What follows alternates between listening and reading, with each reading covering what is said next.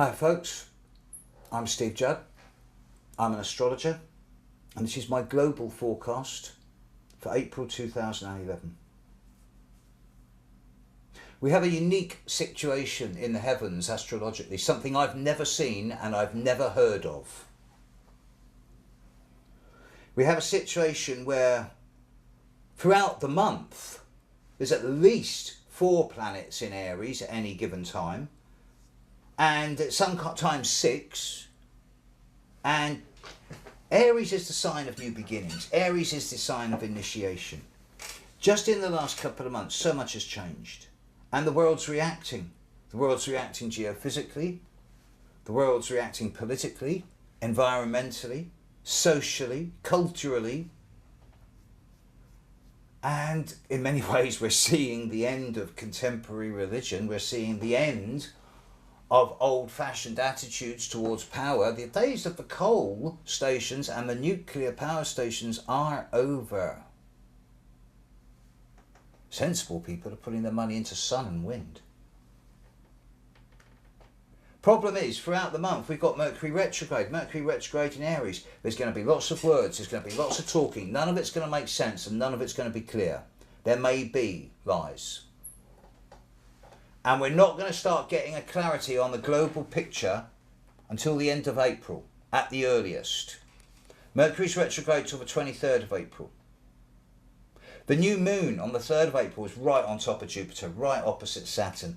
That's going to lead, there's big financial shocks coming this month. Early April, there's going to be financial market, real shifts, real earthquakes at the market level. I do anticipate more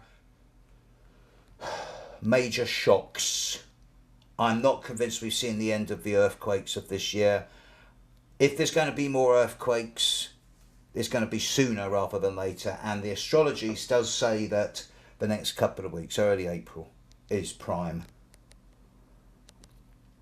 There'll be financial changes as well. This is the end of the old. Old systems are not going to be able to continue with the changing world happening so fast around it. It won't be able to sustain it.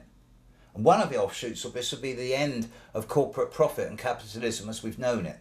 Another offshoot will be the end of orthodox religion as we've understood it. There'll be a much greater rise of both more communal and local based companies to supply local goods as opposed to global corporates, and individuals will have a much greater accommodation with their own version of the divine rather than needing to go to church and be told how to pray regardless of what religion. This is the start. April 2011 is the final dissolution and breakdown of the old, and what we're seeing across the globe is just representative of this.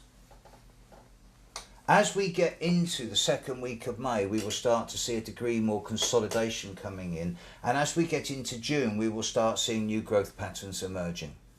But now, April 2011, it is the eye of the needle. And where we are now, both collectively and individually, is very representative of how it's going to be for the long-term future. So we all have to act in the coming month in ways that we can be proud of ourselves for the long term. This is not a time for anonymity or masks.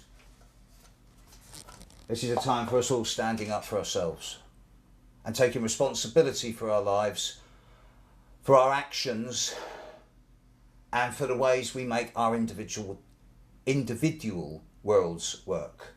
It's the most manic month of the year. So, surf it. Get your surfboard oiled, get your skates oiled. It's the most exciting time of the year.